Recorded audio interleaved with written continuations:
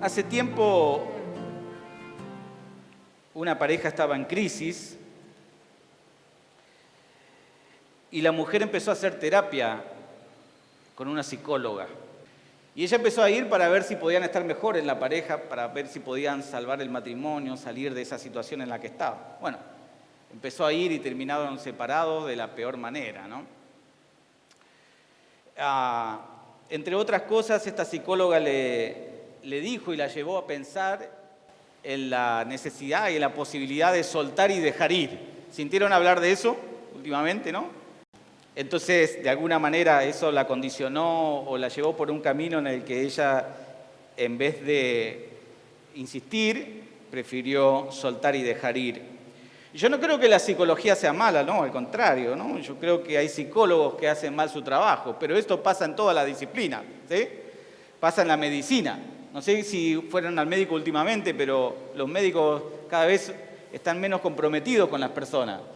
Entonces esto pasa en toda la disciplina, pasa en la medicina, pasa en el derecho. Después hay buenos doctores, hay buenos psicólogos, hay buenos enfermeros, hay buenos abogados, hay de todo. Entonces la disciplina, la ciencia no es mala, pero sí hay personas que no hacen bien su trabajo.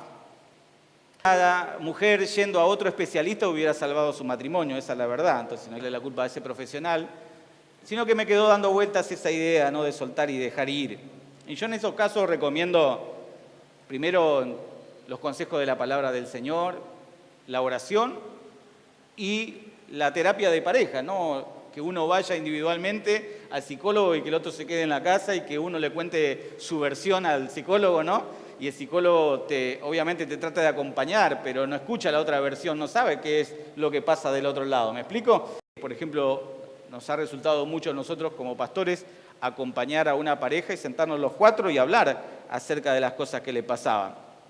Pero que sean los dos que se involucren para salir adelante. El asunto es que el caso de esta pareja es una referencia entre miles y miles que hay de parejas que están luchando por seguir adelante o parejas que están terminando su relación, donde la solución está en ese principio moderno de soltar y dejar ir. Pero yo leí algo por ahí que me hizo pensar en esto, ¿no? Y encontré una frase muy interesante que dice: está tan de moda soltar y dejar ir que se nos está olvidando cuidar, sostener, reparar y no salir huyendo cuando todo está mal, ¿no? Hoy las personas no son fieles en sus parejas, como venimos hablando, no están comprometidas con su familia, porque entre otras cosas, yo no digo que esta sea la razón, pero entre otras cosas encontraron la falsa solución en soltar y dejar ir.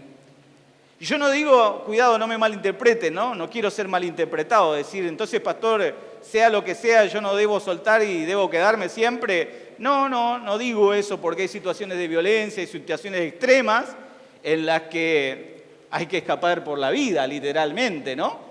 Pero tampoco es la cuestión y la solución que en el primer conflicto, en el segundo, en el tercero o en el cuarto momento de crisis, tanto en cualquier tipo de relación, haya que bajar los brazos, haya que rendirse, haya que soltar, haya que dejar ir. Y esto es importante entenderlo en todas las áreas de la vida y también en la fe. Porque incluso también hoy encontramos cristianos que ante las adversidades se alejan y bajan los brazos, desisten, sacrifican su fe y servicio ante las presiones de la vida como primera solución a esos momentos duros. Todo esto sucede ante la atenta mirada de nuestro Señor Jesucristo, que fue el que más sufrió, el que más padeció y que Él padeció, sufrió, fue sacrificado, crucificado en la cruz de manera inocente. Porque a veces nosotros vivimos momentos duros y difíciles, pero también hay que ser sinceros, los vivimos ¿por qué? Porque son el resultado de malas decisiones también. Pero Jesús no tomó una mala decisión para ir a la cruz.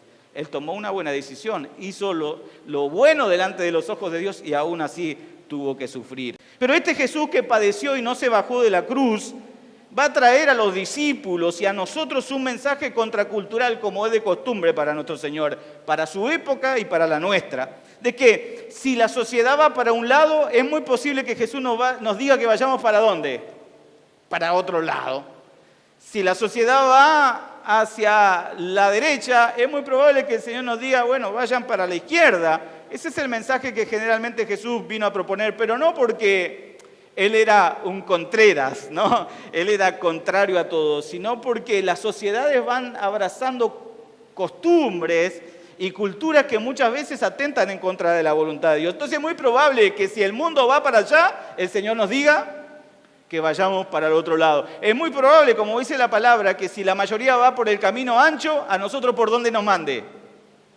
Por el camino angosto, por donde pocos son los que andan.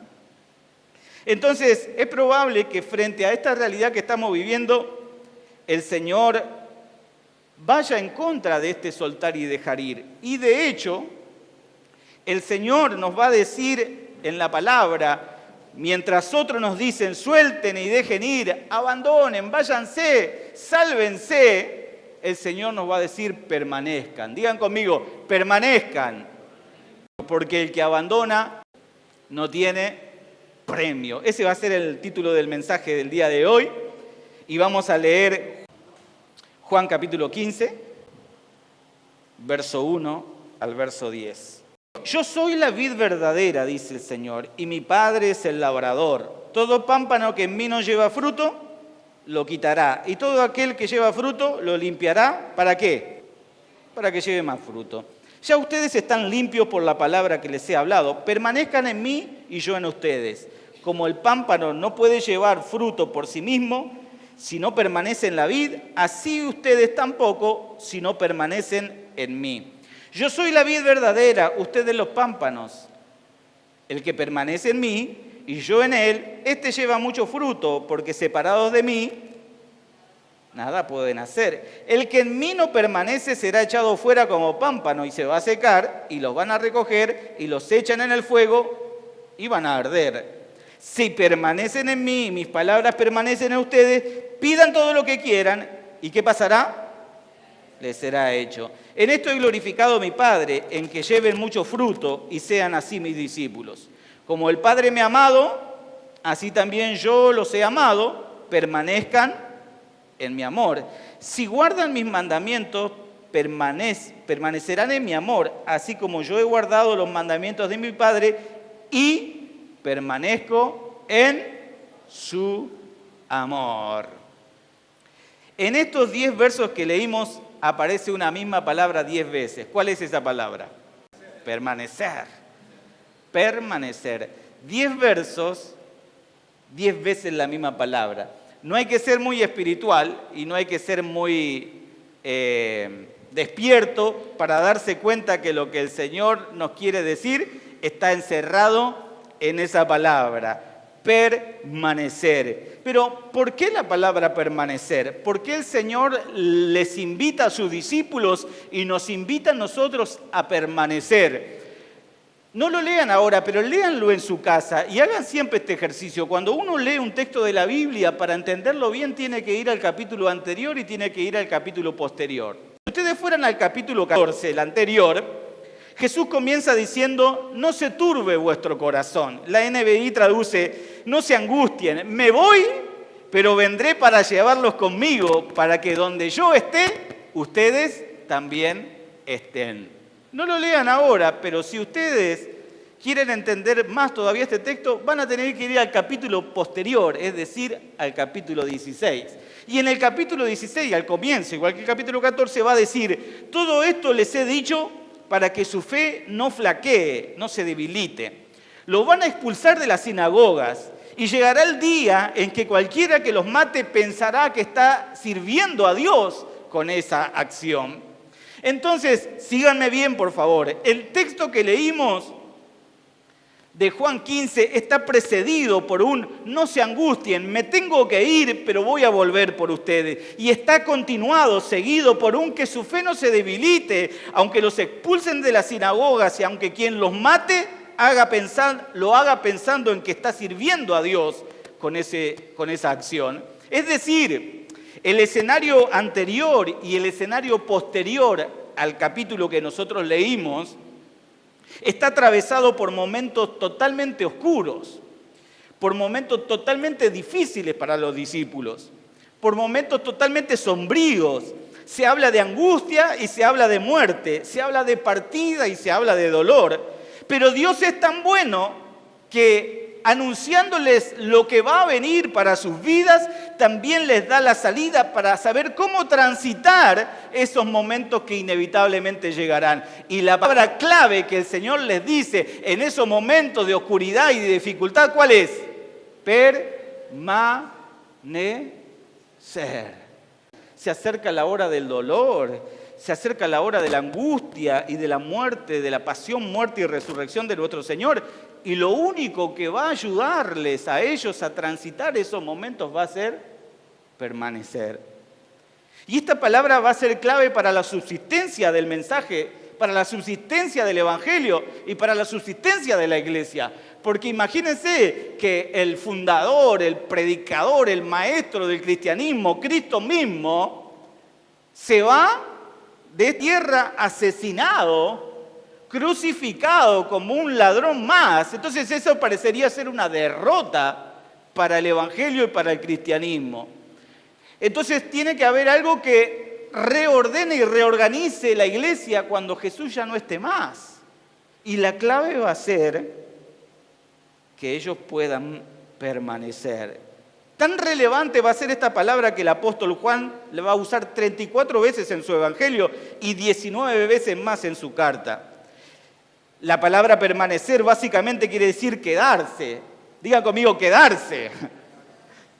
Van a ir ganando con la introducción, ¿no? Soltar y dejar ir. Y el Señor se para y dice, yo vengo a hacerles otra propuesta. El mundo les dice, la sociedad les dice, la cultura dominante les dice, suelten y dejen ir, pero yo les digo, quédense. Permanecer viene del latín permanere y tiene, por supuesto, su raíz en la lengua que Jesús hablaba, ¿no? Una de las 3 lenguas que Jesús hablaba, que es el griego. Y la palabra utilizada en griego es meno, que significa conservar el estado, continuar la situación sin cambios. Y si hay algo, amigos y amigas, que yo aprendí en mi vida, en los diversos cambios que yo tuve que pasar en lo personal, en los distintos lugares donde me tocó vivir y en las distintas iglesias que pastoreé, en los diferentes trabajos que tuve, es que hay algo que fue constante en todos los cambios de mi vida. Es que personas fueron, aunque hubieran querido estar conmigo, a la distancia no pudieron estar. Entonces yo me di cuenta que en todos los cambios vividos en mi vida, siempre hubo uno solo que estuvo. Aunque los demás, insisto, hayan querido estar, no pudieron por cuestiones de distancia, por cuestiones geográficas, por cuestiones de recursos, pero hubo uno en que en los distintos momentos de mi vida estuvo. Y ese es el mismo que está con vos en los distintos momentos de tu vida. No importa qué tan lejos te mudes, ahí te va a seguir el Señor. El salmista decía, si yo voy a lo más alto, ¿con quién me encuentro? Con vos. Si voy a lo profundo, ahí tus ojos me ven. No hay manera, Señor, de que esté donde esté yo en cualquier momento de mi vida, no me choque con vos, no me encuentre con vos. Siempre te vas a encontrar con Él. Siempre Él va a estar dando vueltas alrededor de tu vida. Y aunque vos te escapes, ¿se acuerdan el mensaje de Jonás? Aunque vos te quieras ir y te vayas a un lugar donde Dios no está, todo va a confluir para que vos en algún momento te vuelvas a encontrar con ese Dios. Entonces, en medio de los cambios, en medio de las transformaciones que vamos viviendo en la vida, hay alguien que siempre va a estar ahí en el mismo lugar. Entonces, ¿por qué te digo esto? Que ya sabés. Te lo digo porque si Él nos va a hablar de permanecer y quedarse, es la persona indicada, ¿se entiende? Es la persona indicada. Nuestro Señor Jesucristo es la persona indicada para darnos de permanecer. En una sociedad que predica y estimula el escape y la falta de compromiso, Cristo dice que también vale quedarse. Que muchas veces la solución no es irse, sino quedarse, que la solución no es salirte, sino aferrarte. Tan así es que Jesús dice en el texto que leímos, yo soy la vid y ustedes son las ramas, los racimos. El que permanece en mí como yo en él, se va a dar mucho fruto, porque separados de mí, nada pueden hacer. Entonces, no hay posibilidad, amigo y amiga, de que a ustedes les vaya bien si no están con Dios. No hay posibilidad de que te vaya bien si estás lejos de Dios. Si alguna vez entonces pensaste en tomarte un tiempo con Dios, no sé si alguna vez se le cruzó por la cabeza a usted, estoy viviendo tantas cuestiones que me voy a tomar un tiempo de Dios. No un tiempo con Dios de decir, bueno, me voy a alquilar una quinta y me voy a ir solo 2 o 3 días de ayuno, oración, a buscar de Dios. Me voy a tomar un tiempo de Dios. No sé si alguna vez se te cruzó en la cabeza. A veces escuchamos a parejas decirse el uno al otro, la verdad es que necesito un tiempo. ¿No te dijeron alguna vez eso? ¿Qué te están queriendo decir? Nos vemos en Disney, ¿no? Si alguna vez dijiste voy a bajar un cambio con Dios y con la iglesia, porque la gente a veces te dice, ¿ves cómo está? Como Job, ¿no? ¿Ves cómo está? ¿No ves que estás peor que antes? Y seguís yendo a la iglesia, y seguís creyendo en ese Dios. ¿No ves? ¿Te dijeron alguna vez sí o no eso? Mira cómo estás. ¿Por qué estás sufriendo? ¿Por qué estás padeciendo?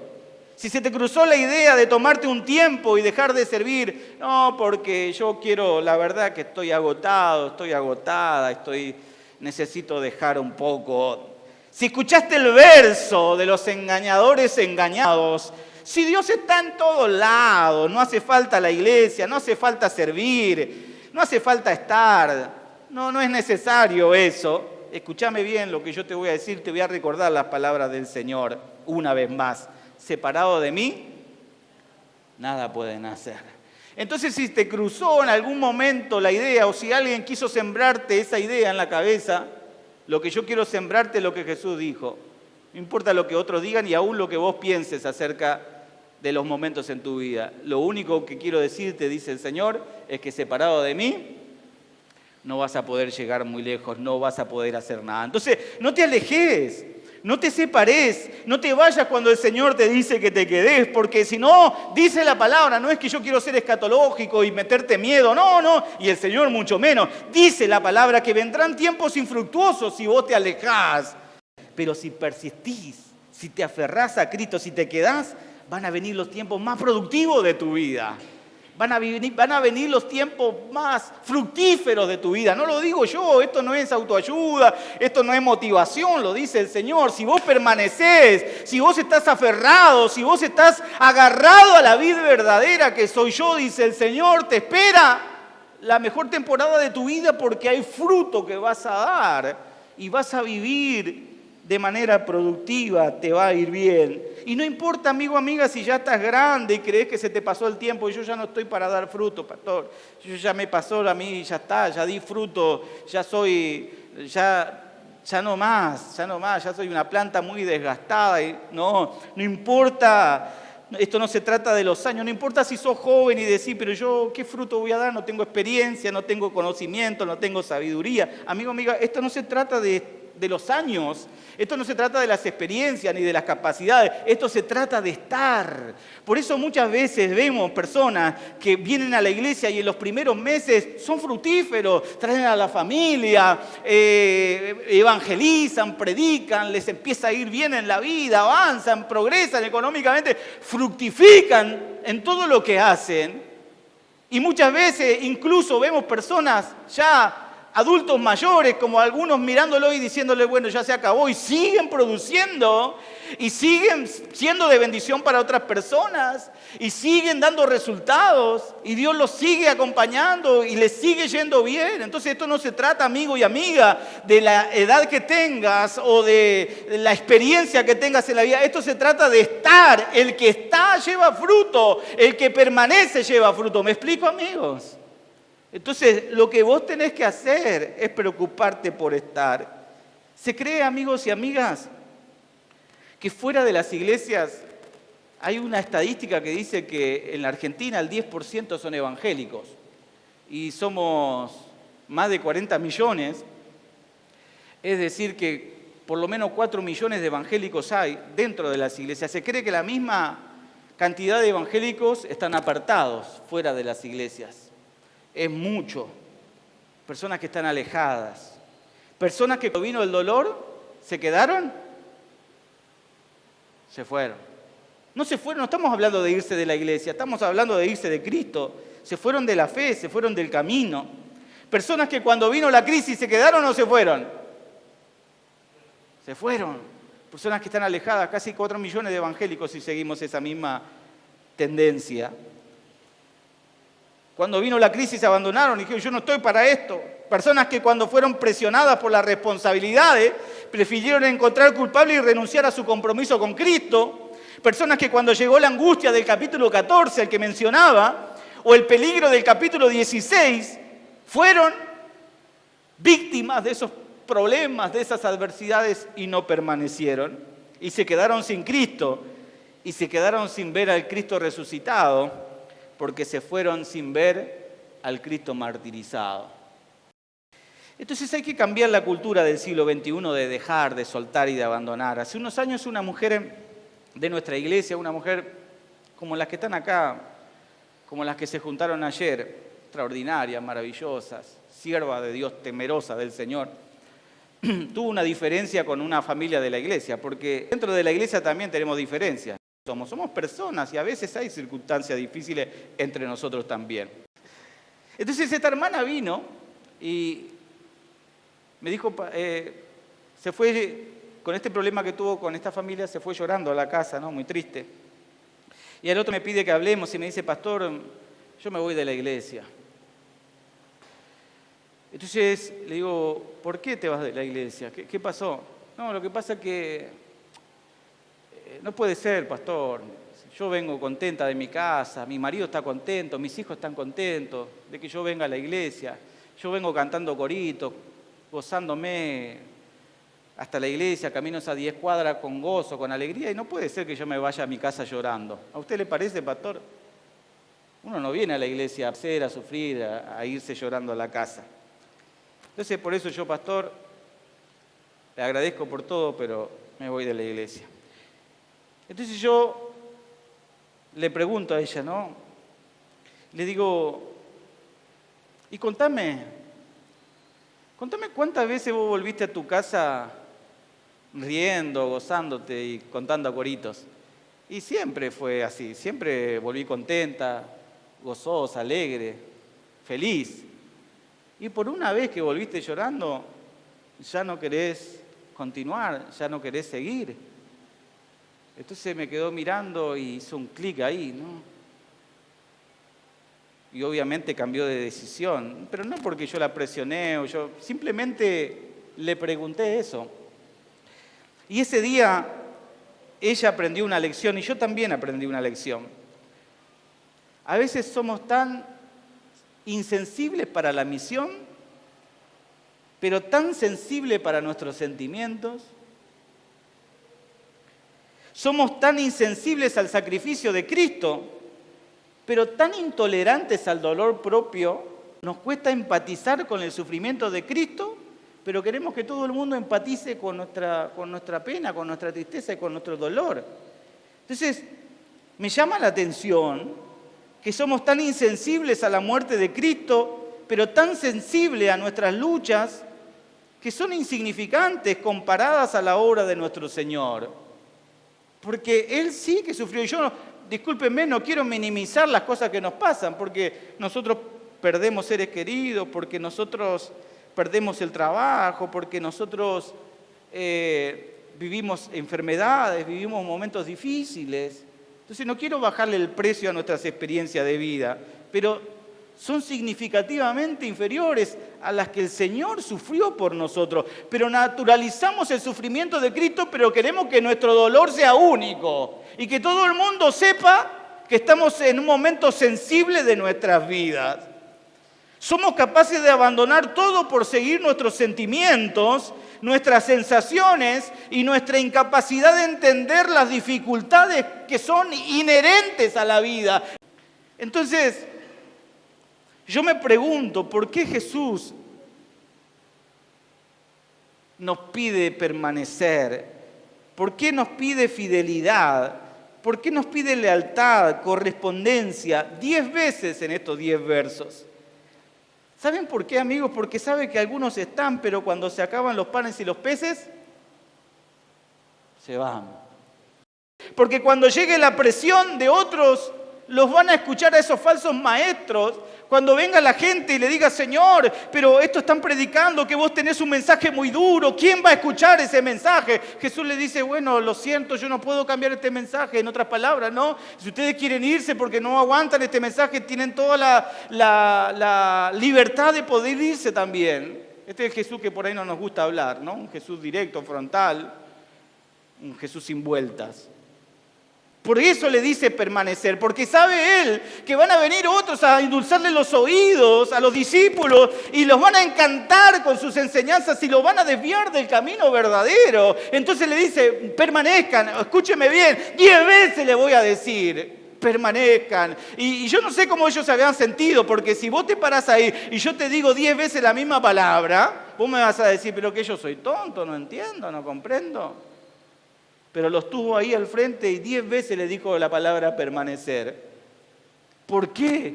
Porque sabía que muchos de ellos, por más buenos que eran, podían ser influenciados por las voces de aquellos malintencionados. Porque hay algunos que prometen el oro y el moro, como Pedro, y le dice, Señor, yo siempre voy a estar a tu lado, yo nunca me voy a ir. Pero cuando llega la persecución, lo abandonan al Señor. Por eso pide permanecer, que el Señor está viendo la segunda temporada de nuestra vida. Porque cuando todo lo que compartieron los últimos 3 años, de día y de noche con Jesús, se van, solamente quedan las 3 Marías, como prediqué el otro día, al pie de la cruz, y todos los demás se van atemorizados y aterrorizados. Amigos, las parejas de hoy necesitan permanecer. La iglesia necesita cristianos que permanezcan.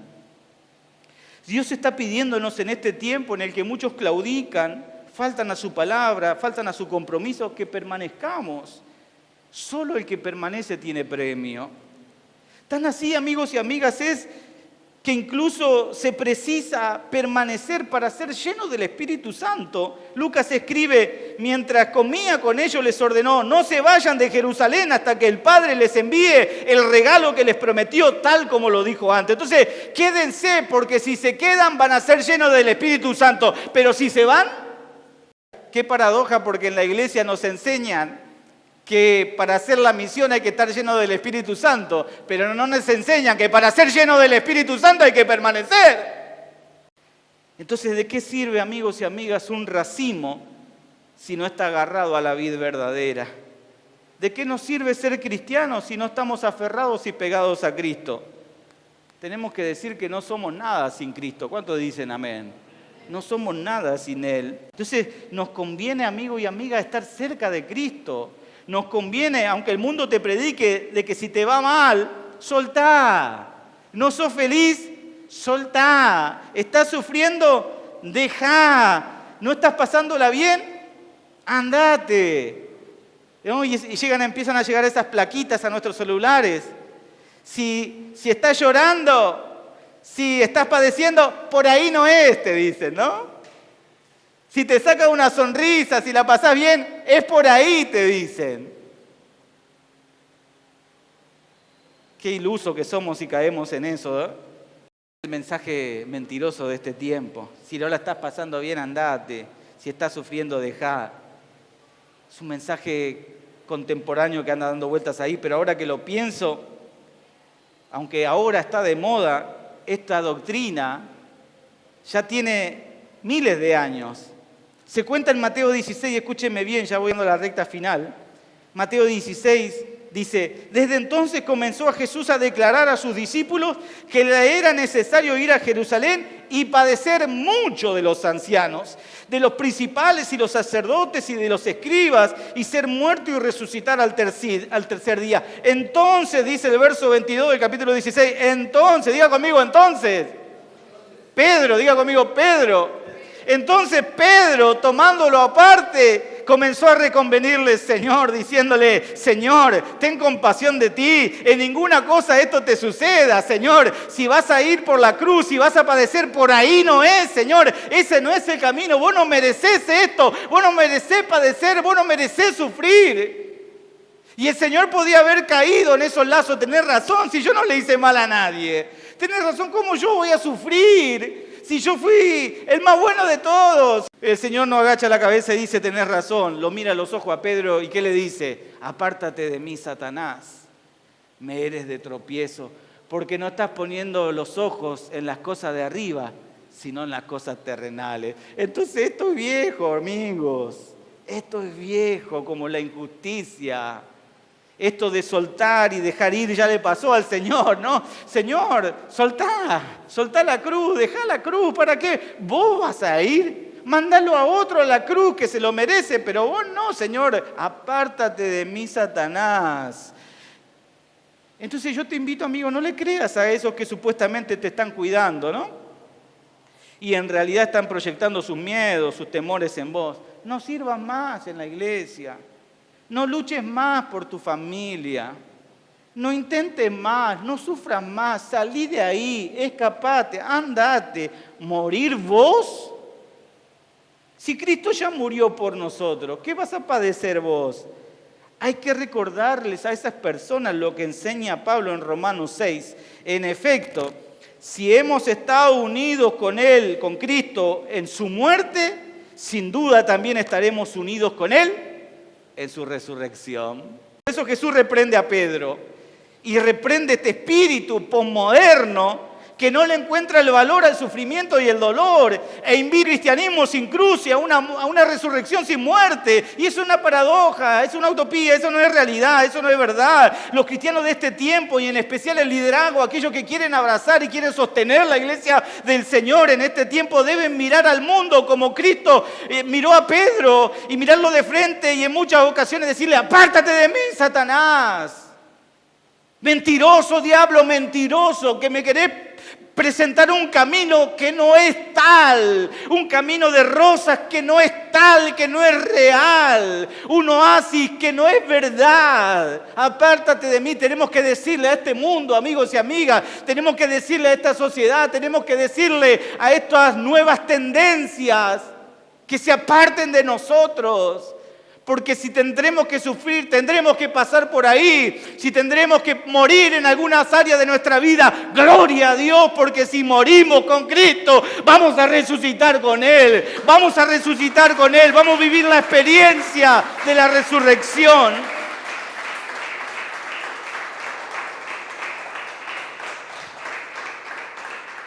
Yo no te digo que si viene algún adulador, eso que te dice, pero vos te mereces algo mejor, vos das tanto, vienen que te endulzan los oídos. Alguien Dios le está hablando esta noche, amigo.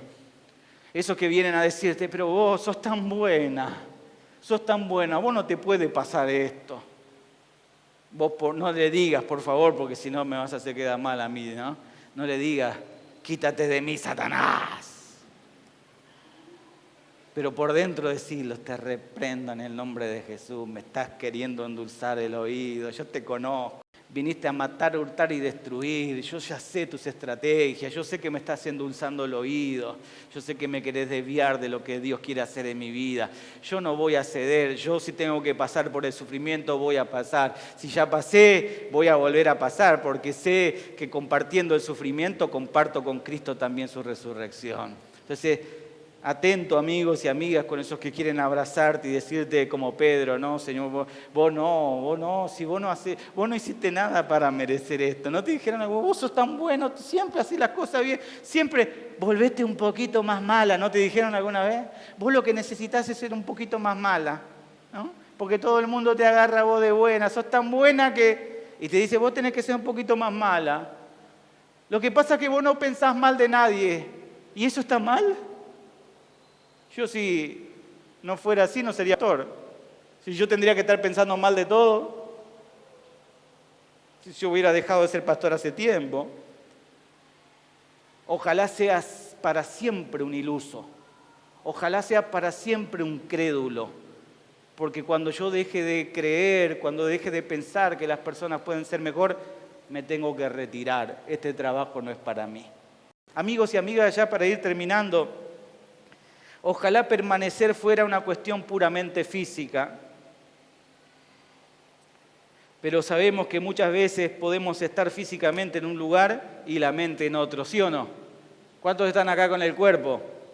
¿Cuántos están acá con la mente? ¿Alguno está pensando en la cocina, en mañana, en los útiles de los chicos?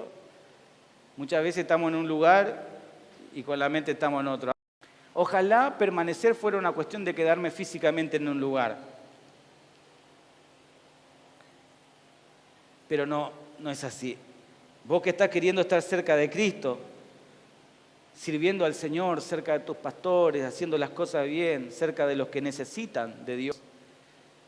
Se necesita, amigo y amiga, que esté física y de todas las maneras posibles presente. Físicamente, emocionalmente, espiritualmente, mentalmente presente. Cuando un hombre o una mujer le dice a su pareja, ya no quiero estar más con vos, se acabó todo.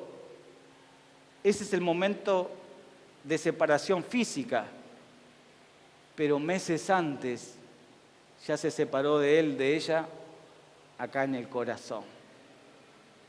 Solamente estuvo preparando el momento, la ocasión y las palabras para despedirse de ese lugar y de esa relación. Cuando un cristiano se alejó de Dios y dijo, yo de Dios no quiero saber más nada, me voy, ya se había alejado antes de la oración, ya se había alejado antes de la lectura de la palabra, ya se había alejado antes. ¿Me explico? Ya lo había abandonado a Dios aquí en el corazón.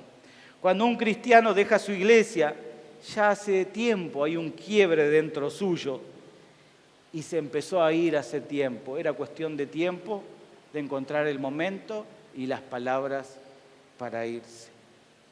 Y yo te pregunto, ¿vos en qué momento de tu vida estás? ¿En qué momento de tu vida, en tu relación con Dios, en tu relación con tu familia, con tu cónyuge, con tu iglesia, con tus pastores, con tus hermanos estás?